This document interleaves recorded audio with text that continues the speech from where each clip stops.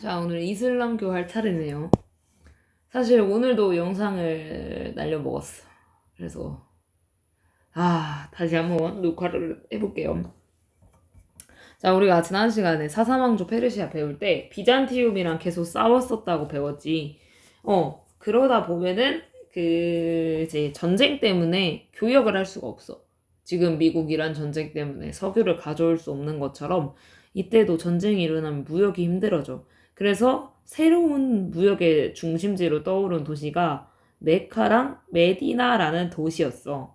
그래서 이 도시가 막 발전을 해. 발전을 하면서 이 지역의 상인이었던 무함마드라는 사람이 이슬람교를 만들었어요.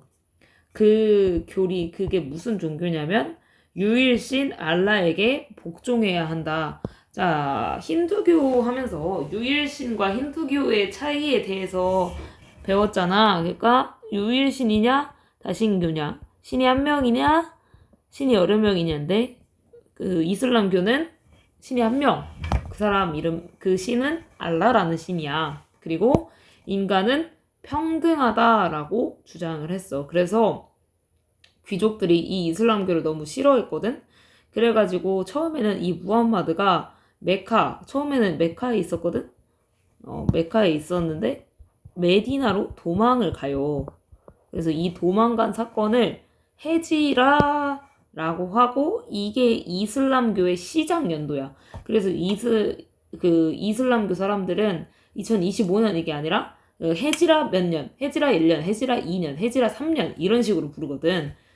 그런 거를 한번 잘 봐두면은 좋겠다라는 거. 그런데 이제 다시 메디나에서 힘을 열심히 키워가지고 메카로 돌아와서 왕국을 세우거든. 그게 바로 정통 칼리프 시대야.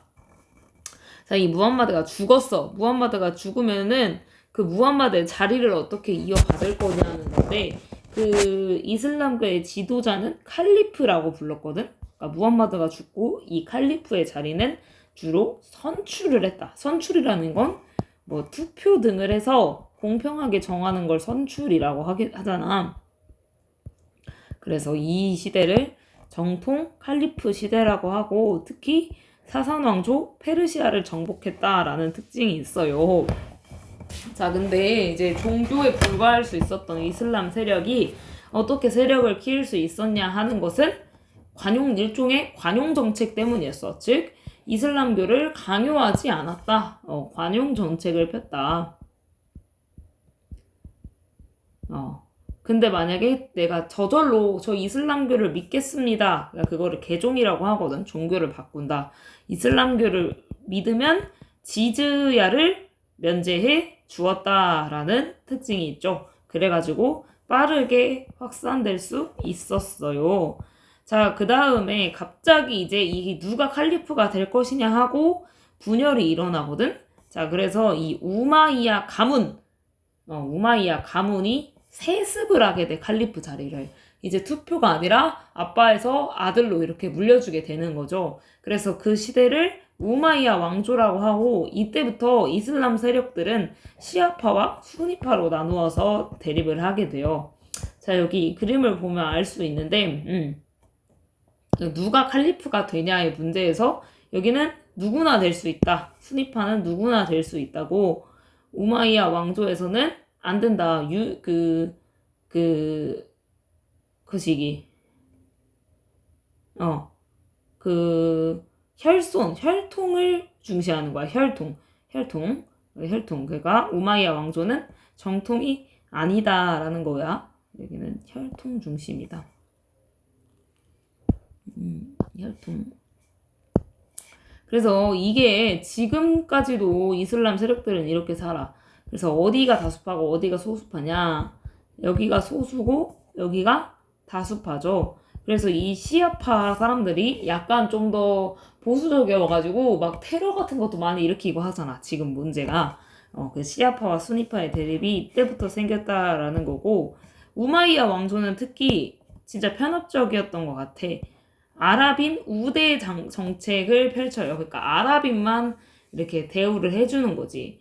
그러니까 근데 이 이슬람교 중에서도 이슬람교를 믿는 사람들이 중에서도 아랍인이 있고 비아랍인이 있을 거 아니야. 그러니까 이슬람교는 종교일 뿐이고 이 아랍인들은 민족이잖아. 그러니까 이 이슬람교를 믿어도 비아랍인들한테는 차별을 겁나 한 거지. 그러다 보니까 불만을 사서 금방 멸망을 하게 되고 그 다음에 이제 아바스 왕조가 들어오게 되는 거예요. 자, 여기는 우마이야랑 반대로 이제 차별 정책을 하지 않지.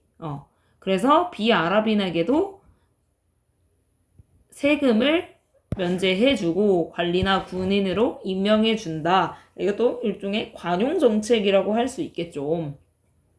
그리고 탈라스 전투에서 당나라에 승리하였다. 이거 기억나지?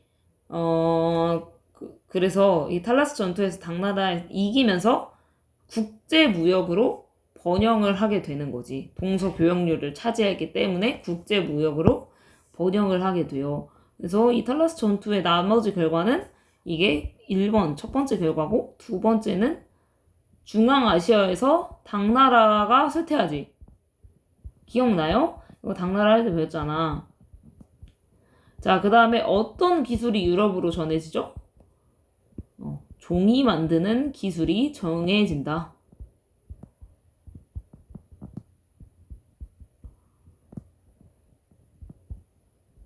종이 만드는 기술이 유럽으로 전해지게 되었다. 자, 탈라스 전투의 결과 잘 기억을 해 놓으세요. 자, 그 다음에 이 아바스 왕조도 결국 몽골에 의해서 멸망하게 되는 모습을 볼 수 있어요. 자, 근데 이 이슬람 세력의 특징이라고 할 것 같으면 이 지도를 보면 알 수 있거든. 여기 파란색으로 한번 해볼게. 자, 여기가 이 메카랑 메디나가 그 이슬람 세력의 중심지야. 그 다음에 여기 있는 그 나머지 자 이렇게 생겼지. 빨간색 줄들이 통로인데 보면은 진짜 전 세계 곳곳을 돌아다니고 있는 것을 볼 수 있지. 그만큼 이슬람 상인들이 교역을 엄청나게 많이 했다라는 거죠. 그래서 동양과 서양의 무역을 주도하던 게 바로 이슬람 세력들이었고 이 사람들은 쿠란을 믿었어. 이건 이슬람교의 경전이고 이것에 따라서 살아야 돼. 그래서 이런 식으로 성지순례하고 라마단 금식하고 기도하고 신앙 고백하고 가난한 사람을 도와줘야 되는 게 있고 특히 돼지고기를 먹지 않는다는 특징이 있어요. 근데 문화도 굉장히 발달을 했는데 대표적인 게 아라비안 나이트, 다른 말로는 이제 천일 야화라고 하지. 이 문학 작품이 굉장히 발달을 했고 모스크도 아주 유명한 문화 양식이라고 할 수 있죠. 이거는 이슬람교 사원인데 특히 지붕이 높이 뾰족하다는 특징이 있어요. 사진이 내가 수업 시간에 보내주도록 하고 자 여기까지 하면 드디어 시험 범위가 끝났네요.